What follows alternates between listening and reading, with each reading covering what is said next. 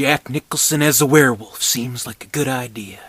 Today's review is Wolf. This is a 1994 film about a man who is turning into a werewolf. There's a tremendous amount of talent in front of and behind the camera on this one. Jack Nicholson, of course, in the main role, one of the greatest actors of all time, along with Michelle Pfeiffer. Great supporting cast, James Spader, Christopher Plummer, David Hyde Pierce, as well as Richard Jenkins in a role. We have a fantastic musical score from Ennio Morricone, Oscar winner Ennio Morricone, and some incredible makeup effects from Rick Baker, who is no stranger to werewolves. And of course, it is directed by Mike Nichols. Now, this seems like something maybe a little bit out of Mike Nichols' element. Like he's known mainly for dramas, of course, well known for perhaps his most famous film, The Graduate. But one thing you may notice about his films, kind of a link and a theme that keeps recurring. They are all about identity, right? Whether it is about a sexual identity, career identity, just generally trying to find your place within the world. I think that's something that he keeps going back to in the stories that he told. And certainly with Wolf, with a movie like this, we have a character struggling with identity. So much like with something like The Graduate, Ben, he's trying to find his way in the world. There's a sexual awakening with Mrs. Robinson, and even the film Nichols did prior to this was regarding Henry, was his previous film, The Wolf, with Harrison Ford playing a character who's shot and experiences brain damage, but then he has this revelation about his life and how he wasn't really living the life he wanted to live. So there's always some kind of revelation, some kind of awakening, some kind of force that awakens the character from their life and causes them to have to confront that. And with Wolf, it just happens to be that this character, Jack Nicholson, he's an editor-in-chief at a major publishing company, and he's doing fairly well in his life until kind of the world around him starts crashing, and his boss, played by Christopher Plummer, as well as a protege, are kind of working against getting him demoted, getting him fired, things like that. And what you notice kind of at the beginning parts of it, he's very complacent in it all, and he's not really putting up much of a fight. But once he gets kind of that werewolf blood in him, he's bitten by a werewolf that he, on a business trip, he hits a wolf, the wolf bites him, thinks nothing of it, then all these strange things start to happen, and he starts to get a little more fierce, a little more Jack Nicholson-y, I guess you could say.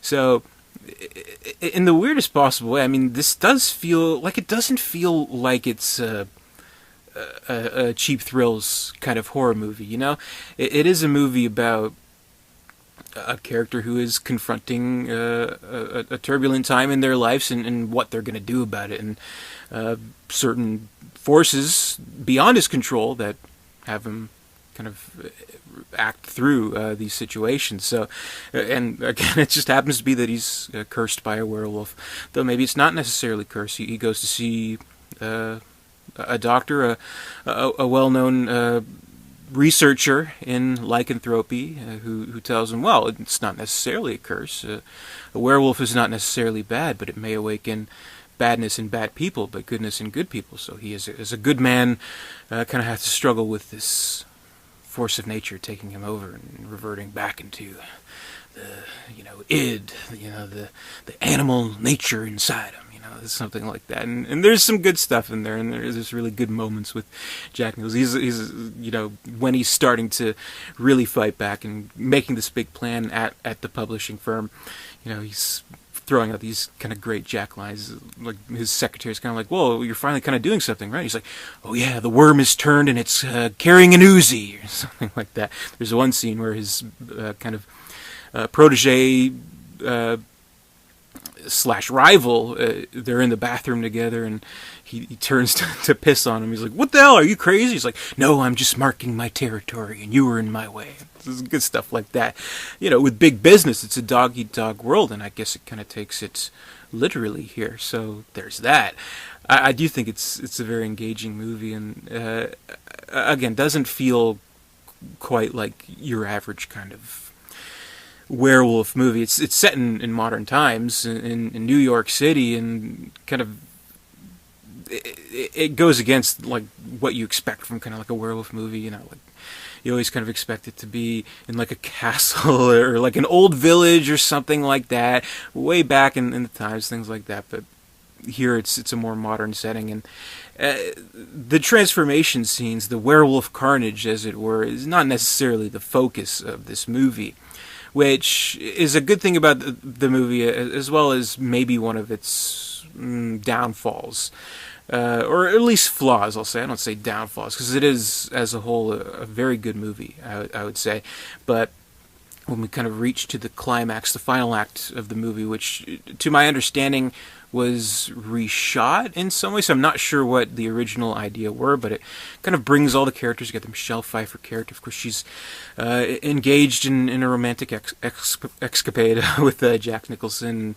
There's a rival in James Spader who kind of comes into play in a much more intense way than at the beginning of the movie, and kind of all comes together, and kind of a brawl. And I can praise Mike Nichols for a great many things, but maybe not as an action director. Like in a lot of movies, like let's say where it's 90% drama, 10% action, they may get, you know, special action director to kind of work on scenes like that. I'm not sure if that was the case for the final act of Wolf, but maybe it could have used it. Like, I wouldn't call Mike Nichols an action director, so there's just a lot of flailing and some slow motion here, and stunt doubles doing their thing, and it gets the job done, but it's not particularly outstanding or anything like that. But even considering that, at least with a movie like this, when you compare it to any number of, say, action movies, carnage movies, where we have characters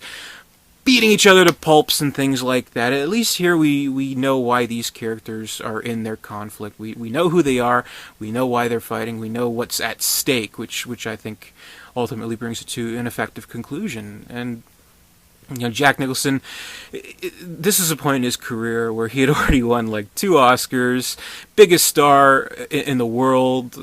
He could do any movie he wanted, but apparently this was a movie that he was trying to get made for quite a few years, and you would almost think that something like this is behind him, or below him, I should say. But remember, he kind of got his start in kind of cheesy horror movies, and like the Roger Corman kind of movies. And here's something that it takes an idea that something that could be, if interpreted in the wrong kind of way, it could be a cheesy kind of schlocky movie, but here it's done with quite a bit of legitimacy, with the appropriate drama, with the appropriate character development, and with the right tone that I think Mike Nichols establishes very firmly to great effect. And the talent speaks for itself, with the great acting, with the great musical score, and some pretty gnarly werewolf effects. So I think this is a really good movie. I think maybe it's been almost like forgotten in the last couple of years, because like this was a fairly big hit back in 1994, but I would hardly say anybody really classifies it as like one of the great horror classics, if you can really call it a horror movie. Like, yes, it does deal with a werewolf plotline. A man is turning into a wolf. That's kind of like horror movie territory, but it doesn't quite feel that way, which I think makes it all the more of a unique experience and a unique movie. But I guess in not being able to place it in a very precise genre, maybe you just kind of get lost in the mix. But I think it's worth checking out if you haven't. That's my review of Wolf, so thank you very much for watching. Be sure to comment, rate, subscribe, all that good stuff. Visit Dare237.com. Stay tuned, we have a lot more 31 Days of Horror ahead of us, so until then, I'll see you next time, and stay scared.